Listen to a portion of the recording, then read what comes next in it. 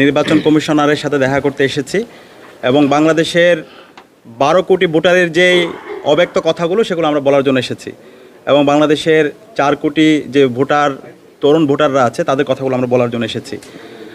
গত 16 বছরে বাংলাদেশে যারা তরুণরা আছে, আমরা যারা 18 বছর থেকে 25 বছরের এই বয়সী যারা আছে, আমরা ভোট দিতে পারিনি। সুতরাং এই নির্বাচনটি বাংলাদেশের সকল মানুষের কাছে গুরুত্বপূর্ণ এবং নির্বাচন উপলক্ষে ইতিমধ্যে দেখতে পেয়েছেন বাংলাদেশের 56,000 বর্গমাইল জুড়ে একটা আমেজ তৈরি হয়েছে। সে আমেজকে নষ্ট করার জন্য বিভিন্ন ধরনের ইতিমধ্যে আমরা অপপ্রয়াস দেখতে পাচ্ছি। তো সেই ষড়যন্ত্র এবং অপপ্রয়াসের বিরুদ্ধে আমাদের কনসার্নগুলো জানানোর জন্য আমরা আজকে এসেছি।